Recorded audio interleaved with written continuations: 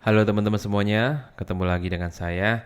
Pada kesempatan kali ini kita akan belajar mendeploy Next.js ke VPS dan tentunya kita akan juga melakukan setup untuk CI/CD pipeline-nya. Di sini ada beberapa tahapan yang harus kita lalui ya, mulai dari membuat project yaitu Next.js, kemudian kita push ke GitHub, setelah itu kita deploy ke VPS. Dalam hal ini kita menggunakan Ubuntu. Selanjutnya kita juga akan install Nginx untuk web servernya. Kemudian kita juga setting domain menggunakan reverse proxy. Setelah itu kita install SSL sertifikatnya tentunya menggunakan Let's Encrypt ya. Ini free, gratis. Kemudian yang terakhir yang nggak kalah penting atau bisa dibilang poin utamanya, kita akan setup CI/CD pipeline-nya. Nah, teman-teman bagi yang belum tahu apa itu CI/CD, mungkin secara singkat adalah cara kita untuk melakukan auto deploy ketika kita melakukan perubahan pada kode project kita, seperti itu. Oke, gitu aja mungkin pembahasan awalnya, langsung aja kita praktek.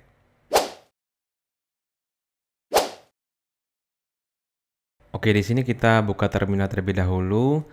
Kemudian kita akan jalankan command npx create next app add latest ya, biar dapat versi terbarunya. Hit enter. Untuk nama projectnya kita kasih nama Next.js dash app ya, terserah teman-teman juga mau ngasih nama apa. Kemudian kita tunggu sampai proses instalasinya selesai. Oke, ini sudah selesai ya. Kemudian kita buka aja di Visual Studio Code atau terserah teman-teman mau pakai code editor yang lain juga boleh. Kemudian kita coba jalankan npm run dev ya, sekedar untuk melihat apakah websitenya bisa berjalan dengan normal atau tidak. Kita buka di browser ya, localhost port 3000. Oke, ini udah terbuka dan aman ya, nggak ada error. Selanjutnya kita hapus saja, coba edit untuk homepage-nya. Di dalam tag main ini kita hapus. Kemudian kita akan ganti dengan hello world. Oke, berubah ya, artinya tidak ada masalah. Langkah selanjutnya kita akan push ke GitHub. Namun sebelum itu kita buat repository dulu ya. Namanya terserah, kita akan pakai di sini Next.js dash app. Kemudian kita create aja repository-nya. Kemudian kita copy semua yang ada di sini dan kita paste di terminal kita ya, yang ada di lokal. Langsung aja hit enter. Oke, kita coba cek apakah sudah ke push. Oke, sudah ya ternyata. Kita kembali ke terminal, kita clear dulu ya biar bersih. Kemudian kita login ke VPS kita. Oke, di sini sudah login. Kemudian kita akan update dulu ya dan upgrade. Untuk komennya sudo apt update. Kemudian sudo apt upgrade.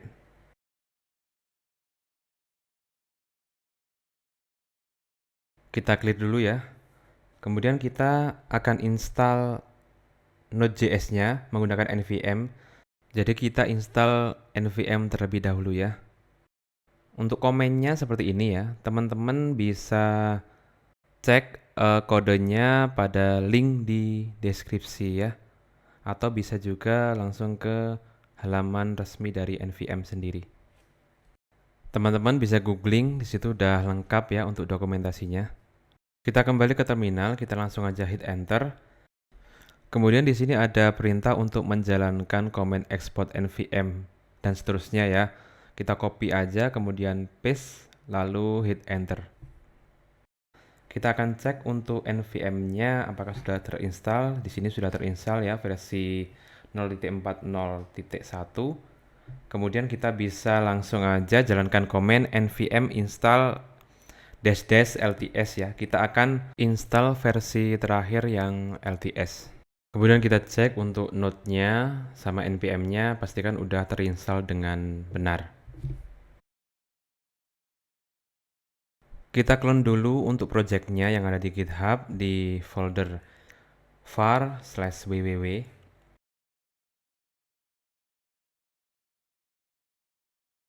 Kita copy aja URL yang ada di GitHub. Kemudian langsung aja di paste dan hit enter. Oke, kita lupa ya untuk menambahkan git clone di depan URL-nya. Sudah selesai, kita coba lihat untuk direktorinya sudah ada ya. Kita coba untuk masuk ke foldernya, kemudian kita install semua dependensinya menggunakan command npm install. Kita tunggu sampai selesai ya, mungkin ini membutuhkan waktu yang cukup lama. Oke, sudah selesai. Kemudian kita jalankan npm run build. Bukan dev ya, build. Kita tunggu sebentar sampai selesai.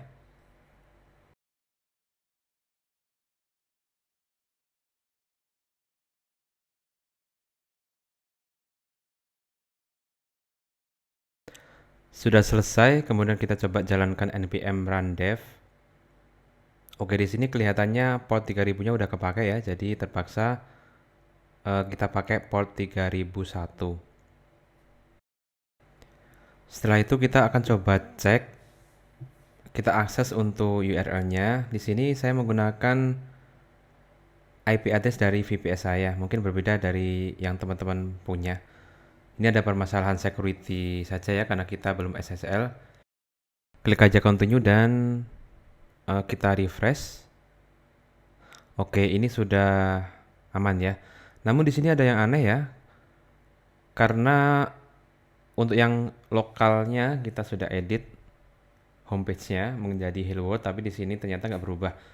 Nah, ini nggak tahu nih apakah ada masalah tentang cache dan sebagainya ya, karena saya pernah deploy juga Next.js sebelumnya, mungkin ada pengaruhnya. Jadi kita akan coba jalankan npm start saja ya.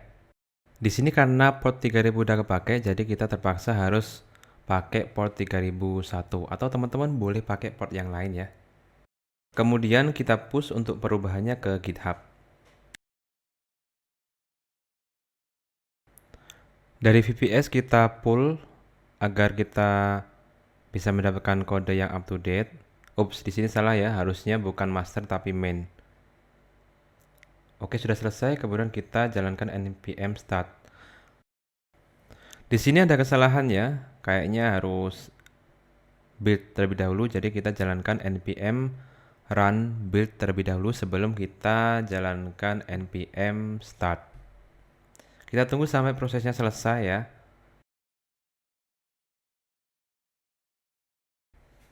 Oke, sudah selesai, kemudian kita jalankan npm start. Moga aja berhasil ya kali ini ya. Oke, ini berhasil nih, udah running di localhost port 3001.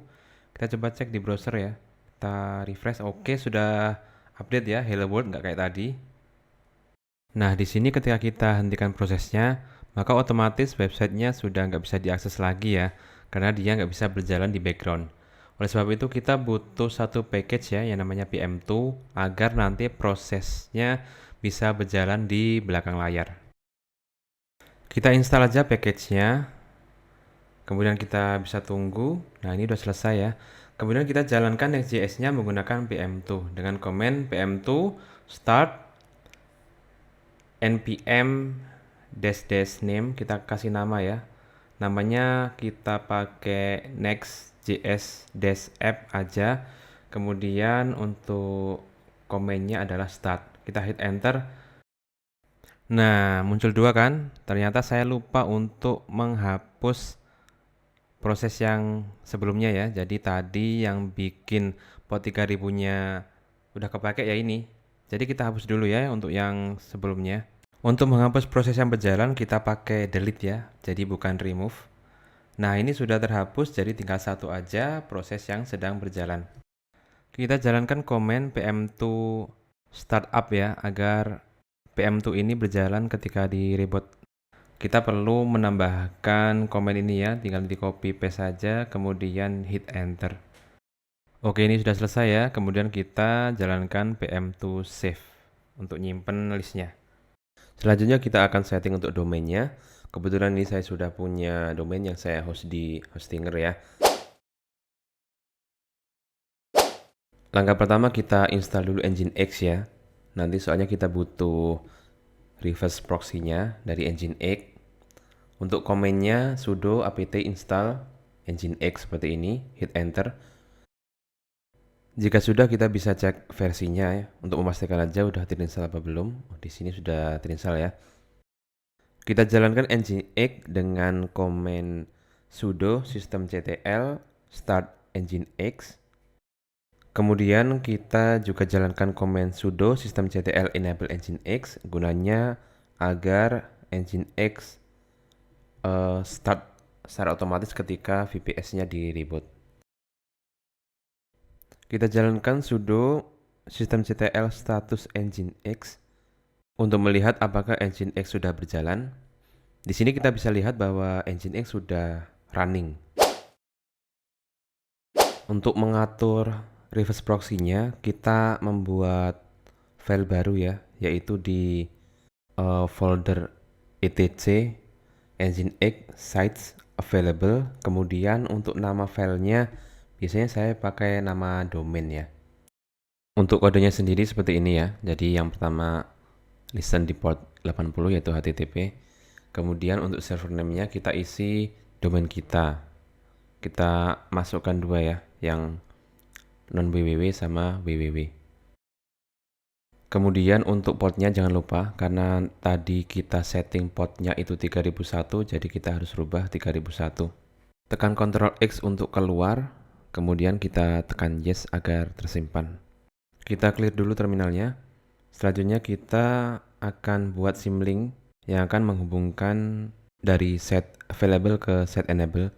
Untuk kodenya seperti ini ya, maksud saya komennya sudo ln-s, kemudian kita pilih directory di set available-nya. Selanjutnya spasi, kita pilih directory set enables, yaitu /etc/nginx/set enable. Hit enter. Kita pastikan ya untuk di set available apakah sudah ada filenya. Di sini sudah ada nihan.site. Kemudian kita juga buka untuk set enable.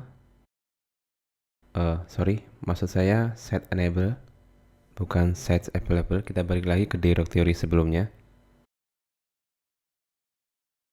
Kita cd set enables, kemudian kita cek di sini udah ada konfigurasinya dan sudah ngelink ya. Seperti itu. Aman. Kita clear dulu terminalnya. Selanjutnya ke domain setting, kita ke DNS dan name servernya.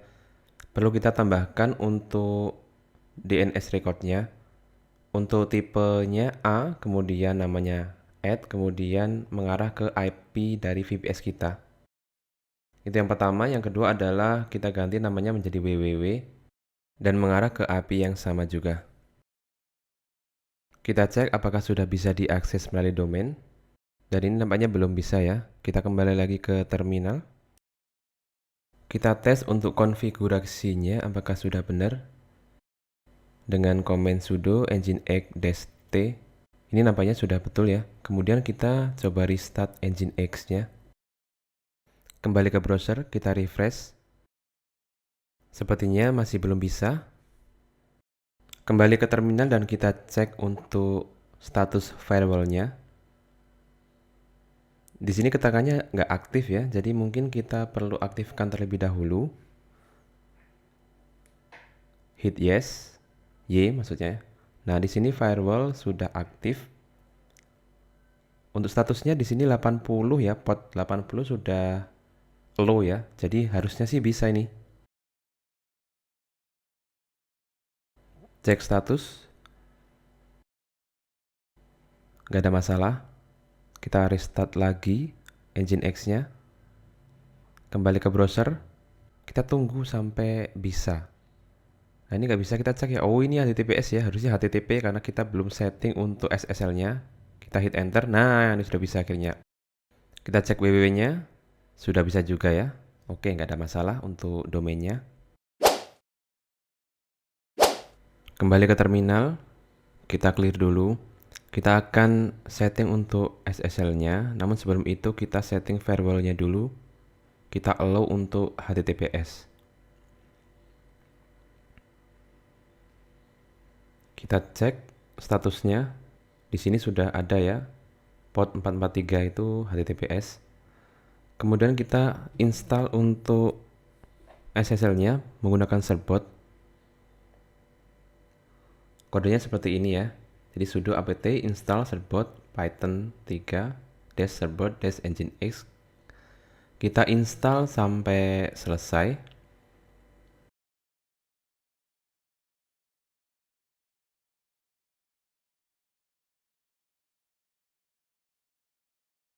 Oke, di sini sudah selesai. Selanjutnya kita setting untuk domainnya dengan komen sudo servbot nginx. Kemudian kita masukkan domainnya apa.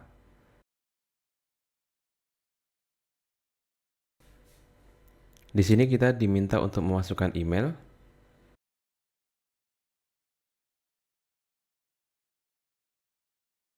Kita pilih Y. Selanjutnya di sini ada dua pilihan, Y atau N. Saya kira nggak masalah. Ini boleh pilih yes atau no. Di sini saya pilih yes. Kita tunggu settingnya atau prosesnya sampai selesai. Di sini sudah selesai prosesnya. Kita coba cek di browser.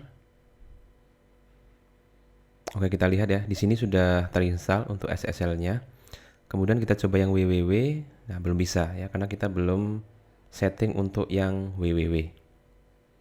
Kita kembali ke terminal, kita jalankan komen yang sama namun kita tambahkan www di domainnya.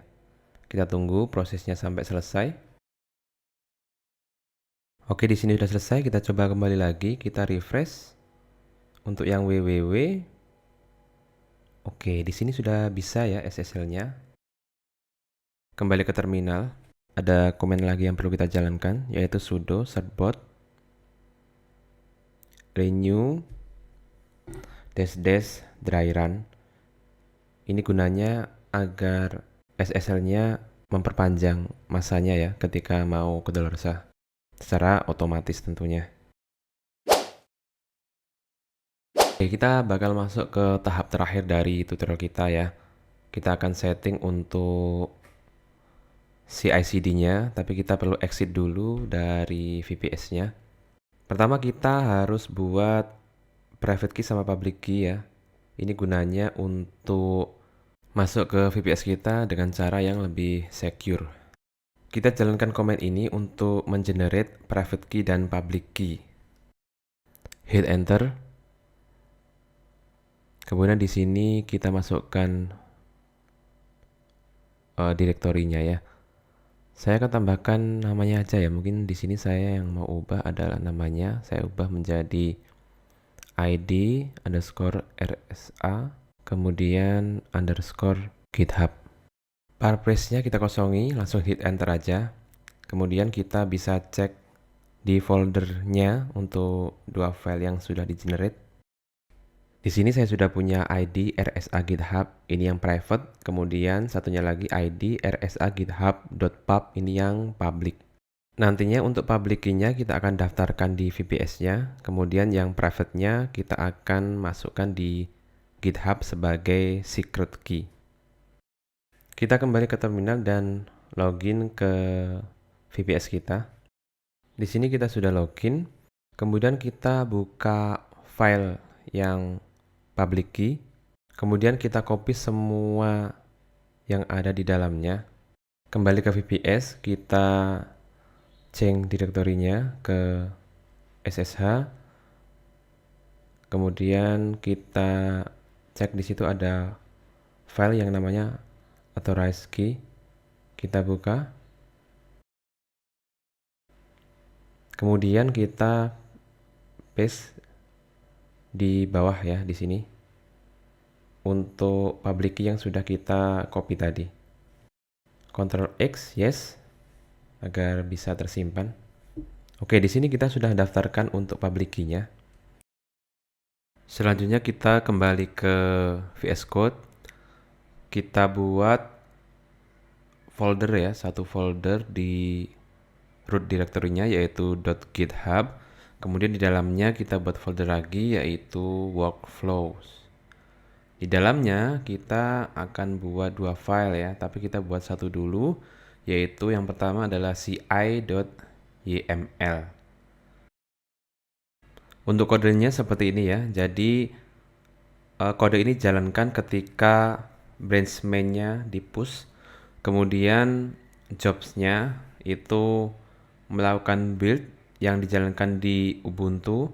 Kemudian step-nya ada beberapa di sini, yaitu kita pakai Node.js, kemudian dalam hal ini versi 20 ya.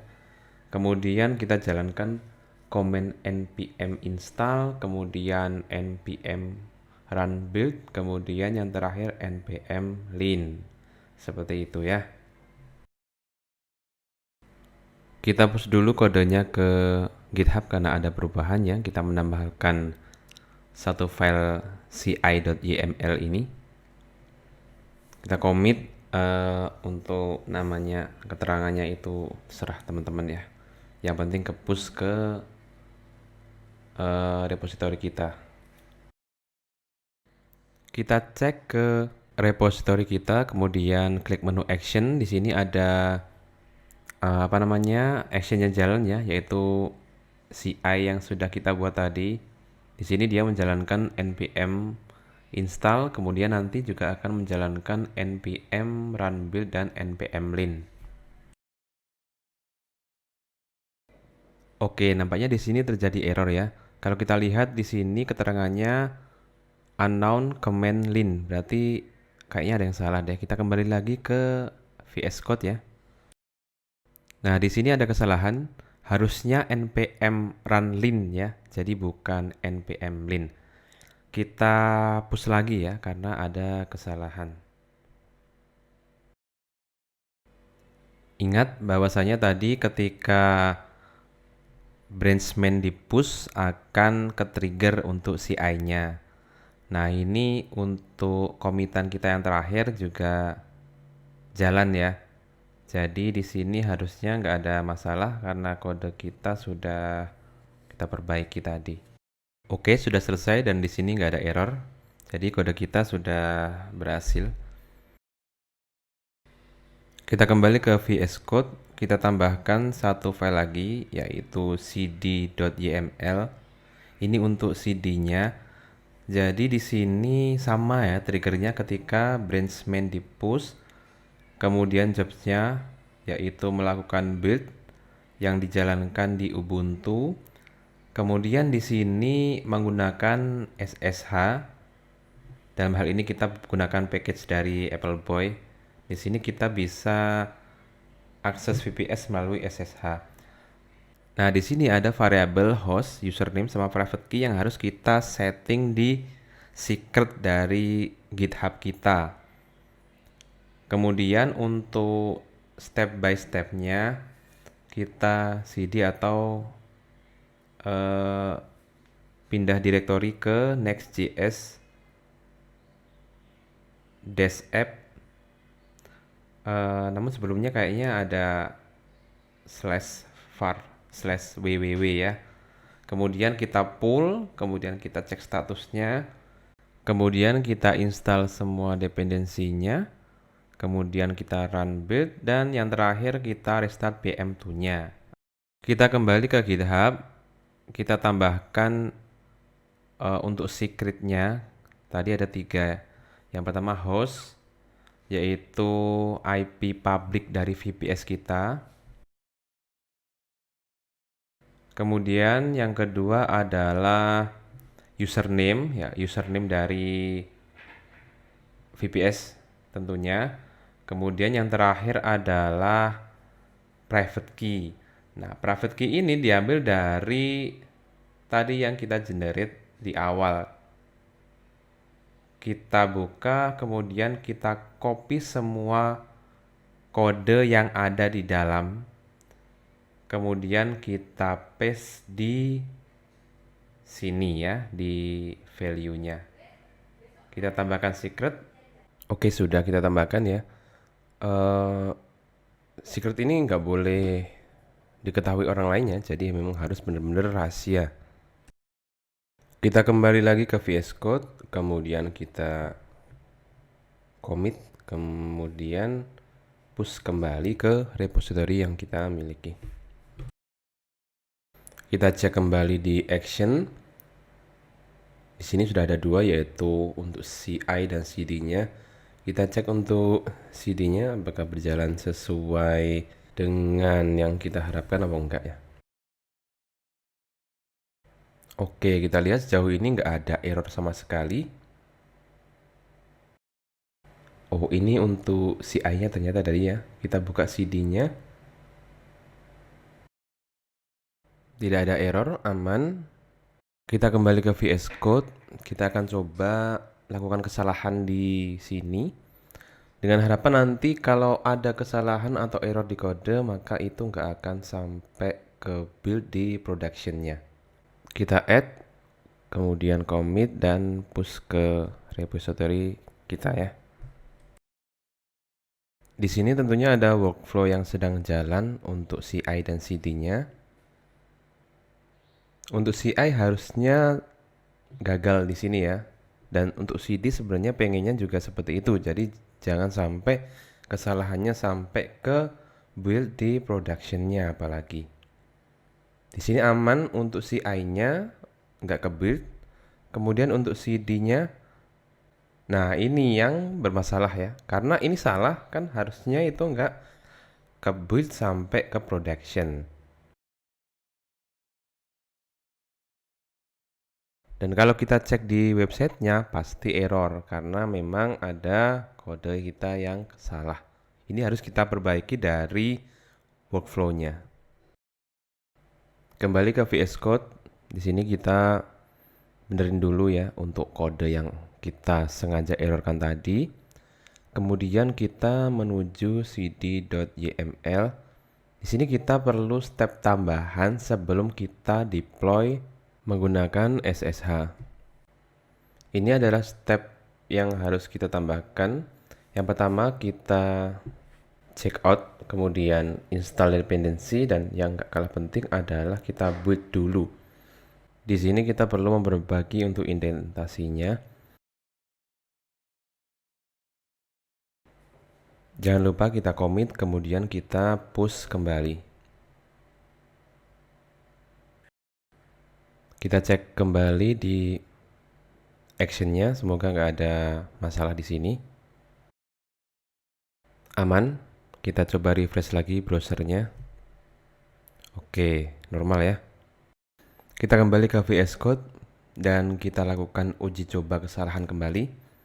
Kita bikin error kodenya, kemudian kita commit dan push ke repository kita. Kita cek kembali di CD-nya, karena memang tadi yang ada kesalahan adalah di CD-nya. Ini proses install dependency, kemudian build. Harusnya di sini error di build-nya. Oke, error ya. Jadi ini nggak akan ada perubahan di production-nya. Kita cek lagi, kita refresh. Aman, tidak terjadi perubahan ketika ada kesalahan pada kodenya. Kembali ke VS Code, kita perbaiki kesalahannya, kemudian kita commit dan push kembali.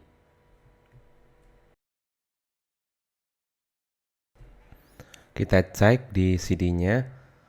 Di sini harusnya semua stepnya dijalankan, mulai dari install dependency dan build juga dijalankan, karena memang nggak ada kesalahan di kode project kita.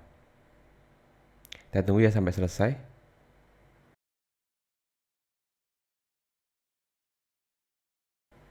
Nah, oke, di sini aman, tidak ada masalah.